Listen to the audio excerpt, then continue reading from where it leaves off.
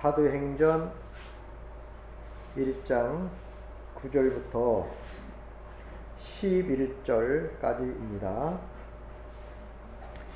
이 말씀을 마치시고 그들이 보는데 올리워 가시니 구름이 그를 가리워 보이지 않게 하더라. 올라가실 때에 제자들이 자세히 하늘을 쳐다보고 있는데 흰옷 입은 두 사람이 그들 곁에 서서 이르되 갈릴리 사람들아 어찌하여 서서 하늘을 쳐다보느냐. 너희 가운데에서 하늘로 올리우신 이 예수는 하늘로 가심을 본 그대로 오시리라 하였느니라. 아멘. 오늘 재림 사건에 대하여 말씀을 드리려고 합니다. 참 중요한 사건이지요. 지구상에서 가장 큰 역사가 있다면, 사건이 있다면 그것은 예수님 재림 사건이 될 것입니다. 성경은 이 사건에 대해서 가장 크고 많은 예언들로 기록되어 있어요. 구약에 보면 예수님이 오시겠다라고 예언된 말씀이 1500번, 참 많죠. 신약에서 예수님이 오시겠다라고 예언된 말씀이 320번. 전부 합계해보면 1820번이나 예수님 다시 오실 것을 성경은 예언하고 있어요. 그러니까 그만큼 중요한 것이지요. 예수님께서 이 땅에 초림하신 것도 역사적인 사건이었지만 그가 이 땅에 3년반을 사시고 하나님이 이런 분이시다, 이런 속성을 가지시고 사랑을 가지시고 우리 인간들에게 그 하나님에 대해서 설명을 하셨어요. 이제 그 하나님이 하늘로 승천하셨고 이제 때가 이르면 다시 이 땅에 오셔서 여러분과 나를 완벽한 구원을 이루겠다, 그 말이죠. 다시 말하면 저 천국에서 영생 복락을 누릴 수 있는 그런 길을 열어주시겠다, 그 말입니다. 자, 첫째로 예수님은 영광 중에 이제 오신다라고 해요. 강림하실 것이다 그랬어요. 이 땅에 다시 영광 중에 오실 것이다. 큰 영광으로 이 땅에 오실 것인데, 데살로니가전서 4장 16절 보니까 주께서 호령과 천사장의 소리와 하나님의 나팔 소리로 친히 하늘로부터 강림하시리니 그리스도 안에서 죽은 자들이 먼저 일어나고. 자, 하늘로부터 예수님이 다시 오셔서 이제 강림한다. 예수 믿고 죽은 자들이 먼저 일어나서 그를 맞이할 것이다, 그 말. 물론 살아서 맞이한 자들도 그를 맞이하지요. 자, 이제 예수님이 큰 호령과 천사장의 소리와 나팔 소리와 함께 하늘로 쫓아 강림하실 것이다 라고 완벽하게 성경은 증언하고 있어요. 마태복음 16장 27절 또는 25장 31절 보니까 인자가 아버지의 영광으로 그 천사들과 함께 오리니 그때에 각 사람이 행한 대로 갚으리라. 착한 일을 한 사람은 착한 대로, 나쁜 짓을 한 사람은 나쁜 대로, 의로운 사람은 의의 상, 이런, 또 그렇지 못한 사람은 저주를 받겠지요. 각 사람의 행한 대로 갚아준다. 또 25장 31절 보니까 인자가 자기 영광으로 모든 천사와 함께 올 때에 자기 영광의 보좌에 앉으리니 그랬어요. 이제 천사와 함께 오셔서 영광의 보좌에 앉으리니 이렇게 또 말하고 있고요. 성경에는 예수님이 자꾸 오신다, 오실 것이다, 강림하실 것이다, 호령과 천사장의 소리와 나팔 소리와 함께 강림하실 것이다, 이런 말들이 무수히 많아요. 또 큰 능력과 영광으로 오실 것이다 라고 말하고 있지요. 초림 때는 아주 초라하게 오셨지요. 말구이에 오셨습니다. 그러나 다시 재림 때는 영광 중에 오실 것이고 보호자해 주셔서 여러분과 나를 심판하실 것이다, 그 말이지요. 자, 누가복음 21장 27절 28절까지 보니까 그때에 사람들이 인자가 구름 타고 능력과 큰 영광으로 오는 것을 보리라. 이런 일이 있기를 시작하거든 일어나 머리를 들라. 너의 속량이 가까웠느니라 하시더라.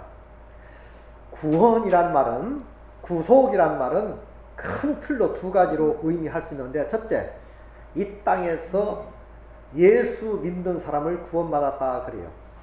이건 완벽한 구원은 아니죠. 완벽한 구원, 100% 이루어지는 구원은 천국 가야 되는 거예요. 천국. 그러니까 이 땅에서 예수 그리스도를 개인의 구주로 받아들이고 믿는 자를 구원받았다 그래요. 예수를 믿는 사람을 용서받았다, 거듭났다, 이렇게 표현합니다. 그러나 거듭난 사람들을 예수님이 데리러 오셔요. 초림할 때는 죄인을 위하여 오셨어. 초림할 때는 아들 낳으리니 이름을 예수라 하라. 그는 자기 백성을 저희 죄에서 구원할 자라. 그리고 초림 때는 죄인을 위하여 오셨지만, 두 번째 재림 때는 의인을 위하여 오셔. 의인은 누구요? 예수를 개인의 구주로 믿고 영접한 자, 거듭난 자, 이를 가리켜서 성경은 의인이라고 합니다. 그러면 재림 때는 죄인을 위하여 오시는 게 아니라 의인을 위하여 오신다. 그렇기 때문에 누구든지 예수를 믿고 모두가 의인된 삶을 살아야 될 줄 믿습니다. 근데 사람들은 그 의인이다, 죄인이라는 말을 잘 알아듣질 못해요. 자꾸 세상적인 생각으로 해석을 하는데, 세상에서 말하는 죄는 뭐예요? 법을 어기면 죄지요. 잘못하면 죄란 말이에요. 물론 성경에서도 마찬가지입니다. 잘못하면 그것도 죄지요. 그러나 더 큰 죄는 뭐냐? 예수님이 이 땅에 구원하러 오셨는데, 용서하러 오셨는데, 의인 만들어주려고 오셨는데, 그 사실을 받아들이지 않고, 그 사실을 믿지 아니하고, 그 사실을 그냥 배격한다면 그건 죄인이라 그 말이야. 용서받을 수 없는 죄인. 법을 어긴 죄는요, 용서받을 수 있어요. 회개하면 하나님 내 죄 용서해 주세요. 내가 잘못했습니다. 받아주세요. 용서하십니다. 세상적으로도 마찬가지죠. 세상적으로도, 세상에서도 친구지간에 또는 부모지간에 형제지간에 잘못할 수 있어요. 그러나 잘못했다고 시인하고 앞으로 그러지 않겠다고 시인한다면 용서해주지, 용서 안을 부모나 형제가 어디 있겠어요? 친구 다 용서합니다. 마찬가지요. 예수님도 우리가 좀 잘못 살고 실수를 하고 좀 잘못했다 할지라도, 하나님 제가 실수했어요, 잘못했어요, 용서해 주세요 라고 고백한다면 즉시 용서해 주실 줄 믿습니다. 그래서 요한 1서 1장 9절에 보니까 요한 1서라는 게 나와요. 요한 1서 1장 9절 보니까, 만일, 그래요. 자, 요한 1서 1장 9절. 만일 우리가 우리 죄를 자백하면 저는 미쁘시고 의로우사 우리 죄를 사하시며 우리를 모든 불의에서 깨끗게 하실 것이요. 그랬단 말이에요. 우리가 이 땅에 살다 보면 죄질 수 있어요. 실수할 수 있습니다. 만일 너희가 죄를 진다 할지라도 그는 미쁘시고 의로우시다. 고백하고 자백하면 즉시 용서해 주실 줄 믿습니다. 그러나 용서받지 못할 죄가 있어요. 이런 죄는 짓지 말아야지. 모든 죄는 용서함을 받습니다. 사함을 받습니다. 많은 용서받지 못할 죄가 뭔지 아세요? 예수를 거부한 죄요. 믿지 아니한 죄. 나를 위하여 십자가를 지셨고 내 과거, 현재, 미래를 다 용서했음에도 불구하고 그 죄를 용서받았다고 받아들이고 감사하면 되는데 그걸 거부하는 거예요. 그렇다면 그건 용서받을 수 없는 죄입니다. 지옥 갈 수밖에 없는 죄예요. 그러나 여러분과 나는 그 죄 속에 있다가 예수를 개인의 구주로 받아들였고 믿었기 때문에 이제 하나님께서 용서해 주셨다 그 말이에요. 뿐 아니라 우리가 살아가면서 실수를 하고 우리가 살아가면서 좀 죄를 진다 할지라도 그 죄도 즉시 회개만 하면, 돌이키기만 하면 즉시 용서해 주실 줄 믿습니다. 그런 분이 우리 하나님이십니다. 예수님은 분명히 구름 타고 오신다라고 경고하고 있어요. 이런 말들을 우습게 알아들으면 안 됩니다. 구약에서도 예수님 메시아가 오실 것이다, 메시아가 오실 것이다 라고 계속해서 말씀을 남겼는데도 불구하고 하나님을 잘 믿는다고 하는 선민이라고 하는 자들, 유대인들은 성경을 제대로 믿지 못하다 보니까, 제대로 성경을 깨닫지 못하다 보니까 메시아 예수님이 오셨음에도 불구하고 그 사실을 발견하지 못했어요. 오심을 알지도 못했다고요. 참 희한하지요? 아니, 메시아를 기다렸던 사람들이 메시아가 오심에도 불구하고 그를 알아보지도 못했다, 그 말이에요. 예수님이 다시 이런 말을 합니다. 내가 올 때 너희 가운데 믿음 있는 자를 보겠느냐. 내가 올 때도 많은 예수 믿는 사람들이, 유대인들처럼 많은 유대인들이 하나님을 믿었잖아요. 그런데도 하나님의 아들 예수를 발견하지 못했어. 그 예수님이 다시 말합니다. 역사는 반복된다고. 내가 다시 올 때에도 너희 가운데 믿음이 있는 자를 보겠느냐. 맞이할 사람이 몇 안 된다는 거예요.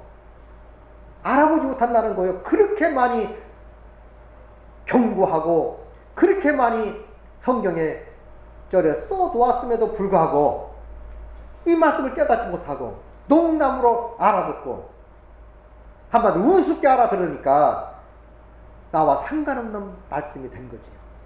우리 이런 말씀들을 정말로 심각하게 받아들여야 될 줄 믿습니다. 자, 구름 타고 오신다 그랬어요.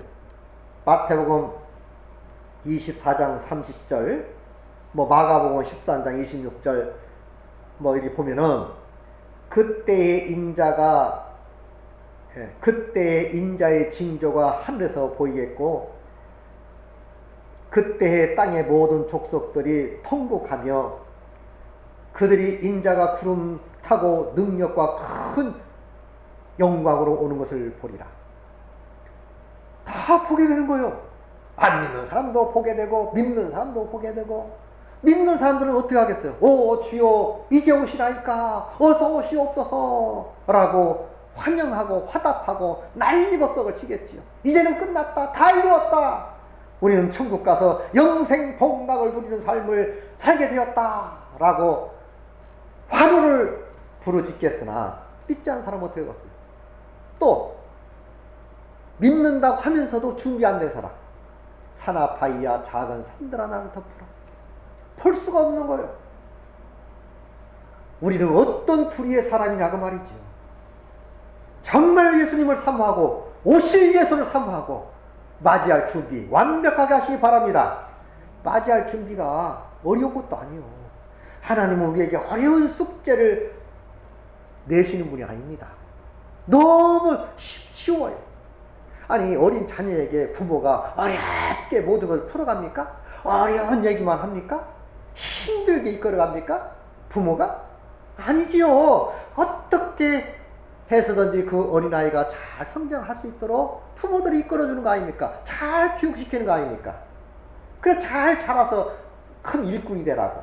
마찬가지입니다. 우리 하나님도 여러분과 나를 잘 양육하시고 시시때때로 돌봐주시고 혹여나 넘어질까?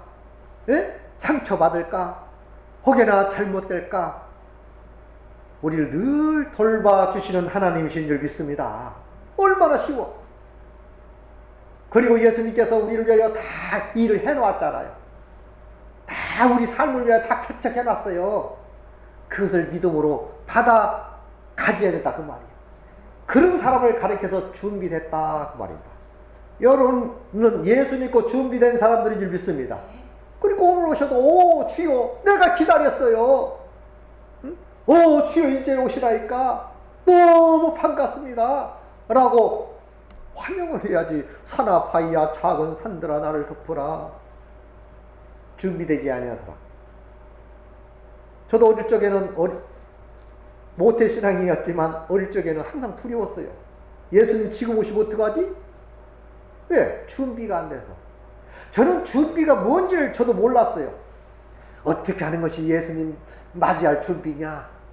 교회를 다니면서도 가르쳐줄 사람이 없어서 제대로 맨날 열심히 해라, 성경 많이 봐라, 기도해라 이런 소리만 들었지 어떻게 하는 게 준비일까? 어떻게 하는 게 예수님 만날 준비인가? 이 준비가 뭔지를 몰랐다니까요. 아니 답답해서 물어봐도 대답을 못 해주는 거예요. 대답을. 그러니까 방황 아닌 방황을 하게 되는 거지요. 믿음 안에서. 어떻게 하는 게 준비일까? 기도 많이 하는 게 준비일까? 충성하고 봉사하는 게 준비일까? 성경 많이 보는 게 준비일까? 도대체 착하게 사는 것이 준비일까? 그거 아니에요, 그거. 물론 다 중요하지만 착하게 사는 것도 중요하고 성경 많이 보는 것도 중요하고 기도 많이 하는 것도 중요하고 선하게 사는 거, 봉사하는 거 다 중요합니다만은 그것이 본질은 아니에요. 본질은 예수님을 내 개인의 구주로 받아들이는 것, 예수님의 능력을 내 것으로 삼는 것, 입는 것, 갖는 것, 그것이 준비인 줄 믿습니다. 100% 쉬었잖아요. 다 이루었다. 다 이루은 걸 나 주려고 이루었지. 예수님이 뭐들을 이루어서 누구 주려고 이루었습니까? 누구 때문에 십자가 지셨습니까? 누구 때문에 고통 당하셨습니까? 누구 때문에 인간들로 하여금 무시를 당했습니까? 여러분과 나 때문에, 여러분과 나를 살리시려고, 준비시키려고, 천국 가게 하려고 그렇게 해 놓으신 줄 믿습니다. 그 사실을 받아들이는 것이 준비라고. 그래서 이제 신앙관이 바뀌었어요. 거듭나기 전에는 열심히 하면 하나님이 나를 사랑할까? 충성을 하면 하나님이 나를 좋아할까? 네? 또 기도 많이 하고 성경 말씀 많이 알면 하나님이 기뻐하실까? 물론 그럴 수 있어요. 그런데 본질적으로 하나님을 만나지 못하고 거듭나지 못하고 의미가 없지요. 이제는 바뀐 게 뭐냐? 은혜가 너무 좋아서, 하나님의 사랑이 너무 커서, 내게 베푸신 은혜가 너무나도 크고 웅장해서 충성 안 할래 않을 수가 없고, 감사 안 할래 않을 수가 없고, 기뻐하지 않을래 않을 수가 없는 거예요. 성경이 재밌고, 전도하는 게 재밌고, 말씀 전하는 게 재밌는 거예요. 절로 그리 된 줄 믿습니다. 사랑받으면 그렇게 되는 거예요. 사랑받지 못하니까 문제지. 그래서 우리 예수 믿는다는 것은요, 사랑받는다는 거예요. 사랑. 하나님의 사랑이 우리 마음에 부어져야 감사한 마음이 절로 우러나게 될 줄 믿습니다.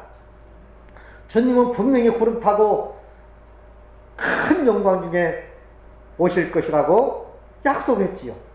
모든 사람이 볼 수 있게 오신다고 그랬어요. 몰래 오시는 게 아니에요. 계시록 1장 7절 말씀 보니까요, 각인이 눈이 볼 것이요 그를 찌른 자도 볼 것이다. 볼지어다 내가 구름 타고 오시리라. 이 구름 타고 온다는 말이 많이에요. 성경에서 구름은요, 예수님의 하나님의 임재를 뜻합니다. 하나님의 임재를 구름은 상징을 하거든요. 그래서 항상 구름 타고 오신다 이렇게 설명하고 있는데, 각 사람이 눈이 그를 보겠고 그를 찌른 자도 볼 것이요 땅에 있는 모든 족속이 그로 말미암아 애곡하리니 그러하다 하리라. 아멘. 자, 그를 찌른 자도 보겠다 그랬으니까 사도 당시 때에도 예수님이 오실 줄을 알고 있었다는 거예요. 왜? 사도 때에도 예수님 찌른 사람들을 다 봤잖아요. 로마 병정들이. 그러니까 찌를 자도 보겠다 했으니까 그 당시도 말세야. 그래서 기다렸다는 거 아닙니까? 그런데 이 말은 그걸 초월해서 일단 다 부활시킨다니까요. 다 부활시켜서 예수님 오심을 보게 한단 말이에요.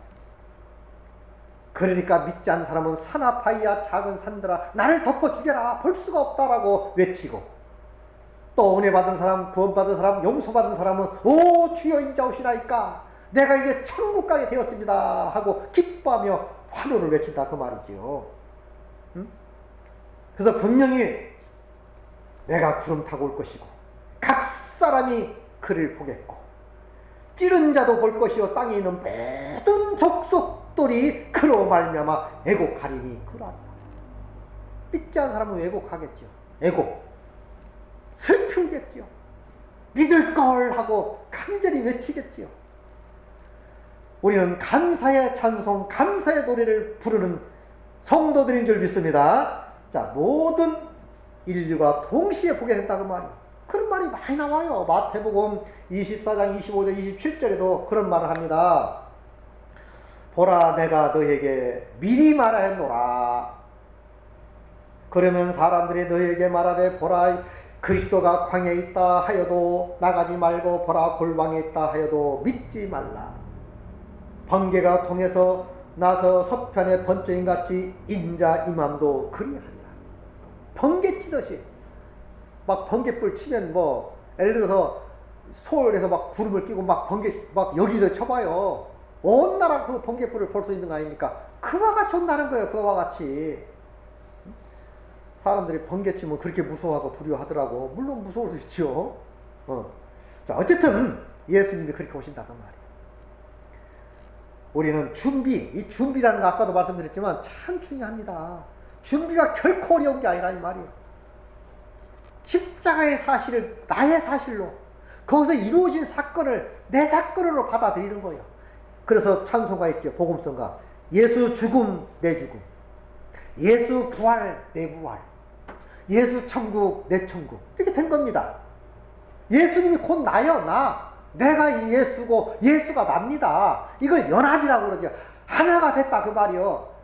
예수님과 나와는 떨어져야 떨어질 수가 없는 관계가 된 거예요. 그래서 부부관계로 설명하잖아요. 부부관계로. 그는 신랑이요 우리는 신부라고.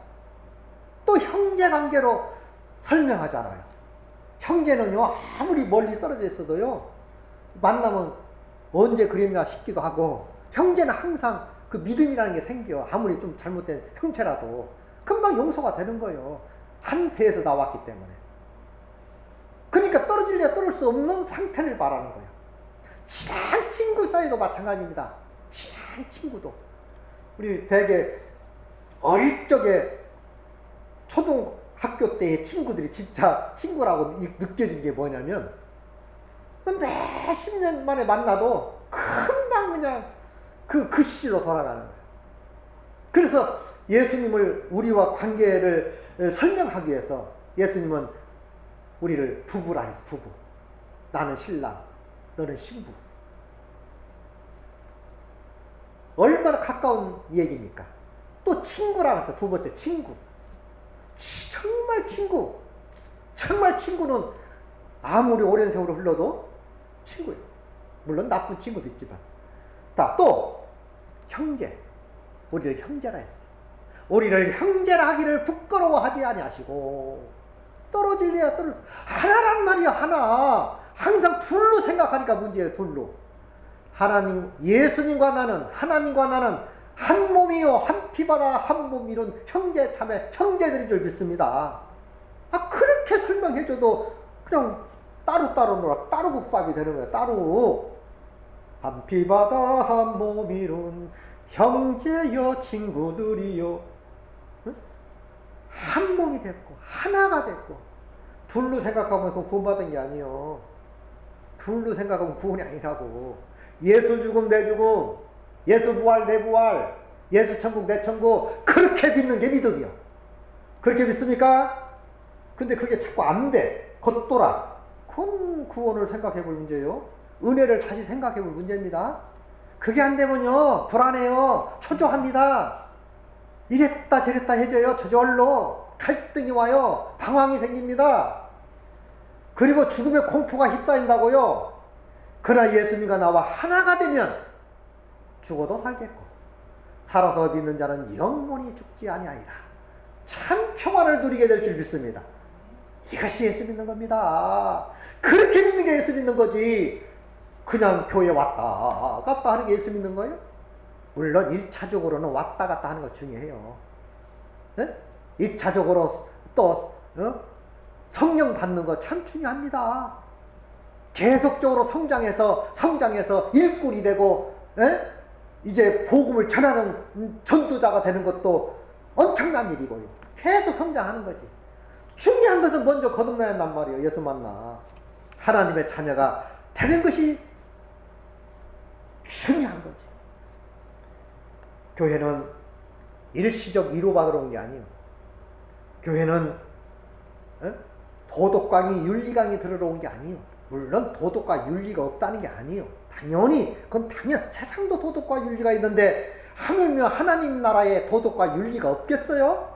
당연한 것이지.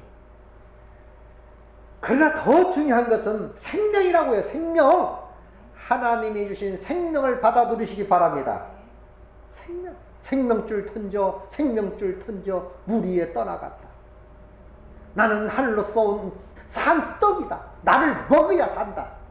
그러니까 유대인들이 그랬지. 어찌 지 살을 베가지고 우리에게 줄꼬, 어찌 피를 받아서 우리에게 줄꼬, 이런 헛소리를 하지요. 믿음으로 받아들이시기 바랍니다. 믿음으로 받아들이는 거, 그게 나의 사건으로. 이게 안 믿어지면 왜 안 믿어지느냐고 하나님께 하소연하고 기도하고 찾고 구하시기 바랍니다. 그러면 성령께서 믿어지게 역사하실 줄 믿습니다. 그 다음 의인의 부활이 있어요. 의인들의 부활, 뭐 다 부활되지만 특별히 의인 부활은 특별한 의미를 가지고 있는데, 주 안에서 죽은 자들이 먼저 부활할 것이다 그랬어요. 고린도전서 15장 51절 52절 보니까 보라 내가 너희에게 비밀을 말하노니 우리가 다 잠잘 것이 아니요 죽어서 죽는 자를, 예수 안에 죽는 자를 잠잔다 그래요. 세상 사람들은 죽으면 아주 그냥 대성통곡을 합니다. 다시는 못 보니까 그러는 거예요. 그러나 우리 예수 믿는 사람들은 그렇게까지 통곡하지 않아요. 물론 인간적으로 못 해줘서 잘 못해서 좀 인간적으로 눈물이 흘릴 수 있죠. 당연히. 그러나 그렇게 대성통곡하는지는 않더라고. 그렇게 안 나와요. 그런 마음이 안 생겨. 왜? 잠시 쉬고 있는 것이고 잠시 자는 거예요. 예수님 오시면 다 부활되기 때문에 그렇습니다. 그러니까 우리 선배들 가운데 그런 사람들이 있었잖아요.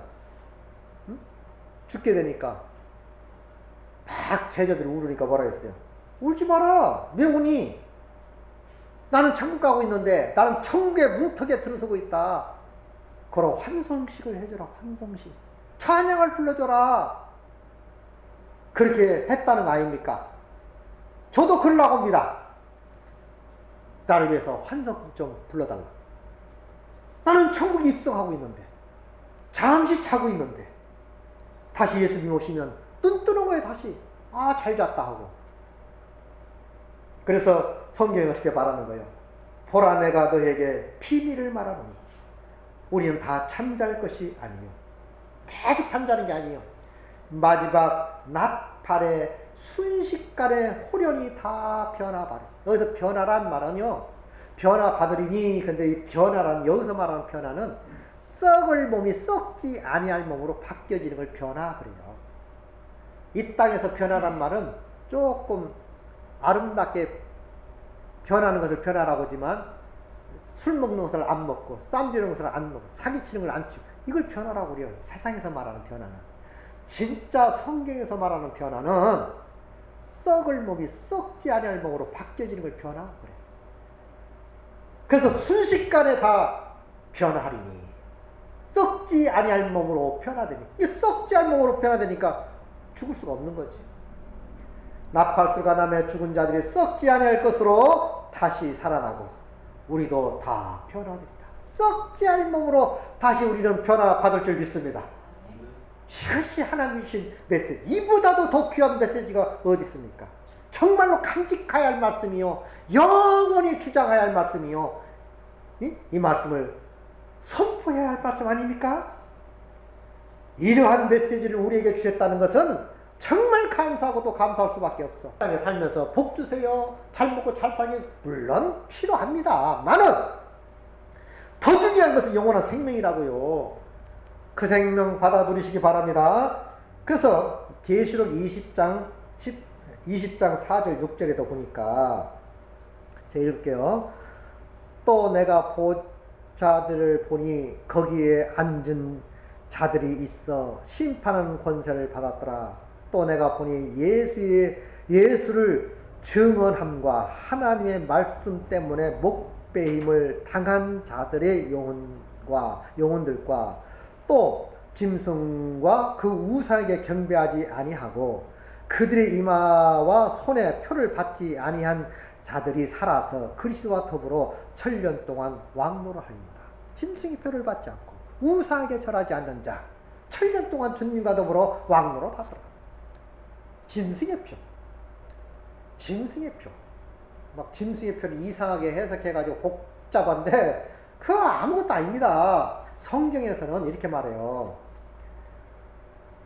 종기에 처하나 깨닫지 못한 사람은 멸망받는 짐승과 같더니 그랬어요. 종기해. 그러나 깨닫지 못하고 거듭나지 못한 사람은 멸망받는 짐승과 같다. 그래서 세상 사람들을 성경에는요, 개라고 해, 개. 참 참 이상한 말 하지요. 그래서 거룩한 것을 개에게 주지 말고, 응? 보석을 돼지에게 주지 말라 그랬잖아요. 깨닫지 못한 사람들은 멸망받는 짐승이라고. 우리는 예수 믿고 다 거듭나야 진짜 사람이요, 성도요, 구원받은 백성들인 줄 믿습니다. 믿지 않는 자들과 함께하는 것을 짐승의 표를 받는 거예요. 믿지 않는 자. 믿지 않는 자가 어울려 사는 것을, 그게 바로 우상에게 경배한 것이고 마귀에게 경배한 거 아닙니까? 마귀에게 경배하는 것이 가장 큰 거지. 뭐예요? 구약 당시 때는 우상 목상 같은데 돌 이런 데다, 지금도 신들이 참 많지요. 그런 데다 절하고 숭배하는 것을, 응? 우상이라고 그래요. 인도 같은 데는 은하는 소를 그렇게 우상 숭배해요. 소. 참 웃기는, 인간이 돼가지고 소를 그렇게 존중히 여기고, 물론 짐승들을 존중히, 모든 짐승들을 존중히 여길 수도 있겠지만은 신격화서는 안 되지 않습니까? 결론적으로는 가장 중요한 우상은 마귀라고요. 마귀. 사탄에게 우리는 숭배하면 안 된다. 숭배라는 게 뭐예요? 꼭 절을 해서 숭배입니까? 그를 지지하고 따르는 게 숭배 아닙니까? 인본주의로 사는 것이 인간적이라는 말. 인간적인 자체가 우상이라고, 엄밀히 따져서. 성경에서는 또 골로새서 보니까 우상이 뭐라 했어요? 네 배다 그래서 배. 탐심은 우상 숭배니라. 꼭 어디에 절하는 것만이 아니요. 탐심이 우상 숭배다. 막 먹는 것만 탐심으로 살면서 막 먹는 것만. 또 막 욕심을 부려. 이게 다 우상 숭배다 그 말. 정말 중요한 게 무엇인지를 우리는 깨닫고 있어야지. 다 세상적인 거란 말이요. 세상적인 것은 이미 짐승의 표요. 지금 참 엄밀히 따지면 타고난 게 저주로 인해서 다 짐승에 속해 있는 사람들이요. 예수 믿고 거기서 나와야 될 줄 믿습니다. 인침받아야지. 인침.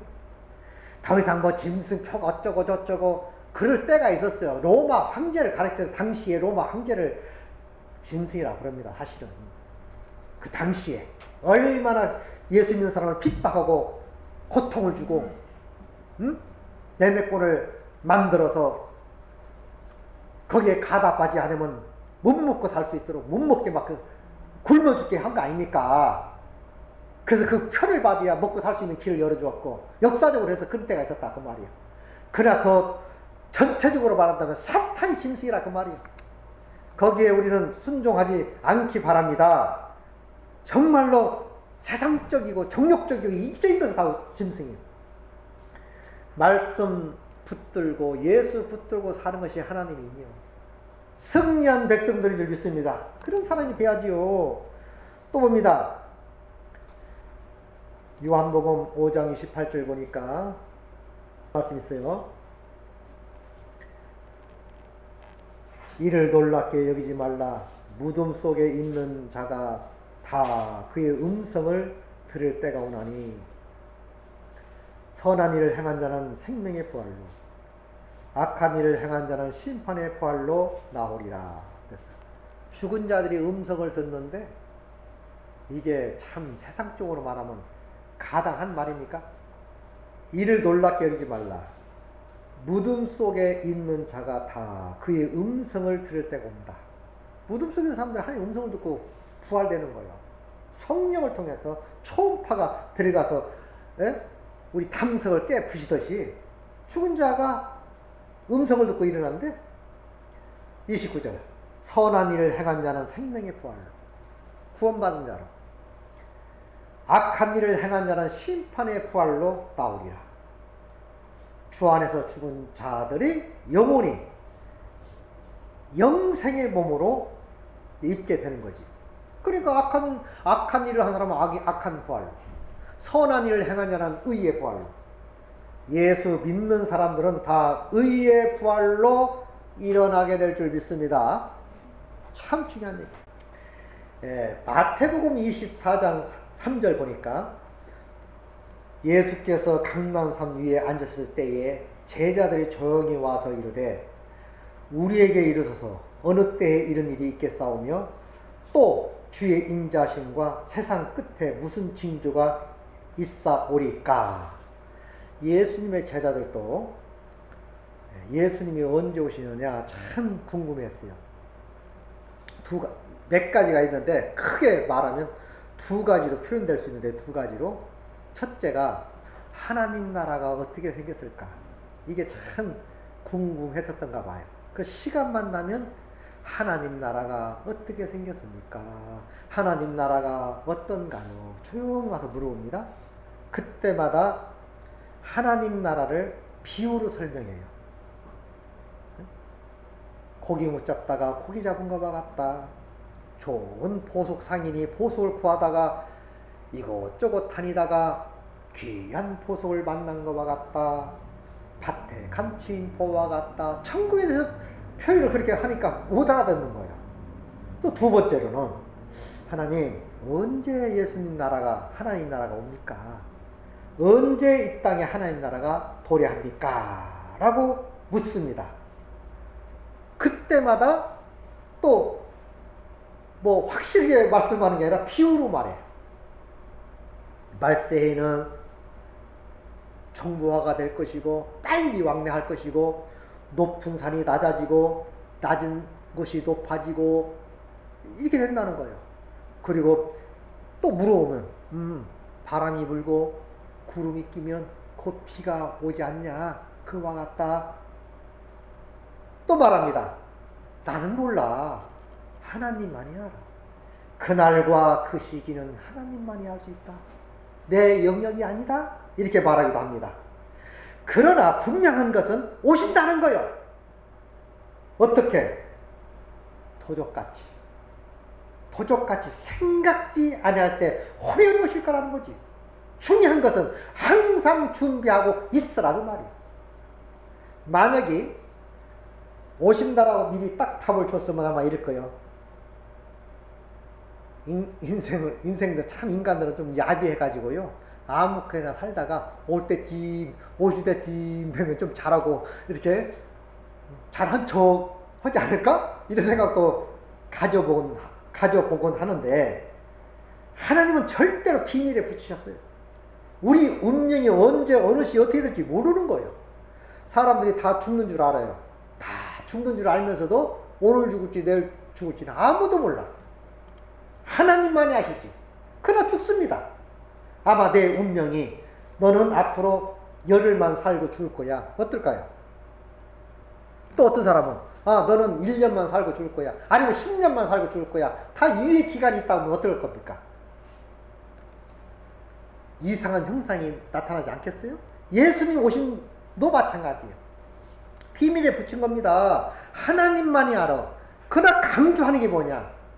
어느 때 어느 시기에 예수님이 오실지 모르니까 항상 준비하고 있어라. 오늘 오실 수도 있고 내일 오실 수도 있고 다음 주에 오실 수도 있다. 도적같이. 도적이 예고하고 오면 다 준비하지 않겠어요? 도적같이 임한다 이 말이에요. 깜짝 놀라게 온다 이 말이에요. 상상을 초월하게 온다는 거지. 철저하게 준비하시고 정말로 준비하시기 바랍니다. 마태복음 13장 10절 12절 보니까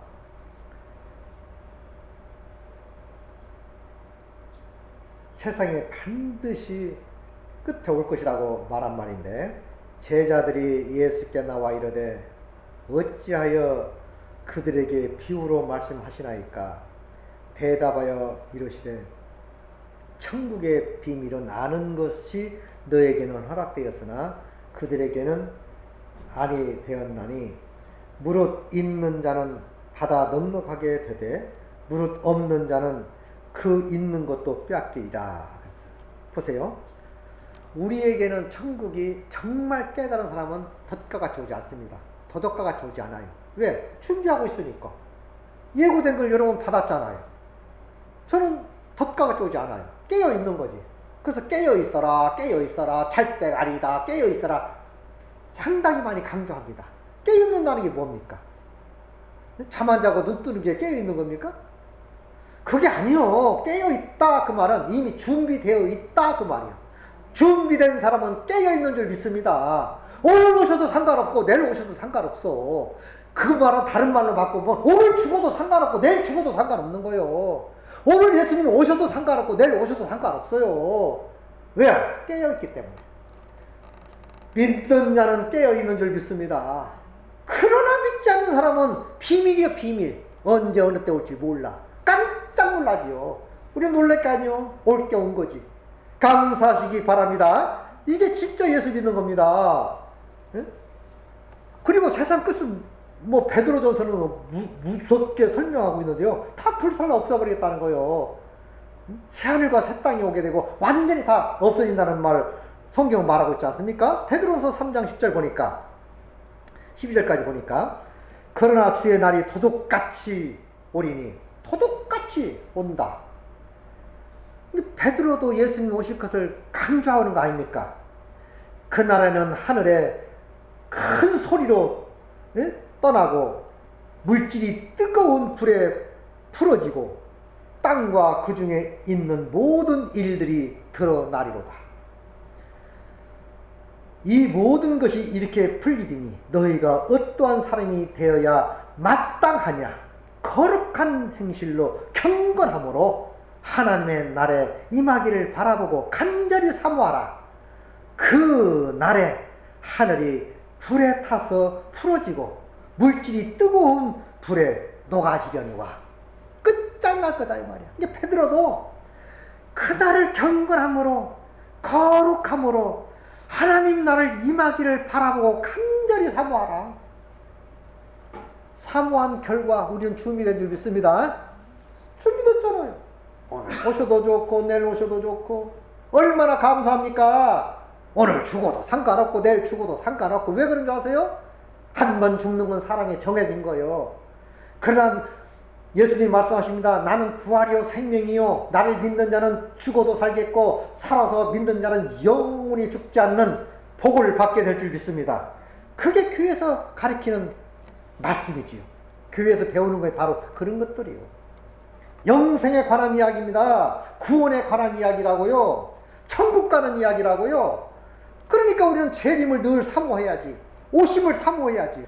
자, 그래서 준비된 자에게는 어떠한 일이 닥쳐도 상관이 없는 거예요. 다시 베드로후서 2장 12절 보니까 12절 14절까지 그러나 이 사람들은 본래 잡혀 죽기 위하여 난 이성 없는 짐승 같아서 그 알지 못하는 것을 비방하고 그들을 멸망 가운데에서 멸망을 당하며 불의의 갑으로 불의를 당하며 낮에 즐기고 노는 것을 기쁘게 여기는 자들이니 점과 흠이라. 너희와 함께 연애할 때에 그들의 속임수로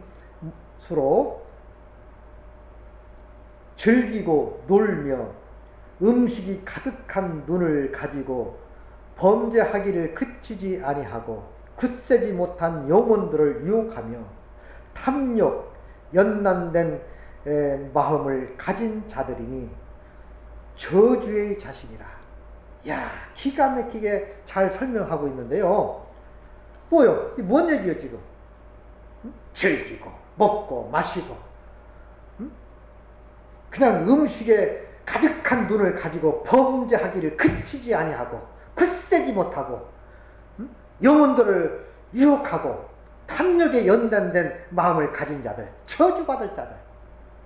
이건 세상적인 사람들 아닙니까?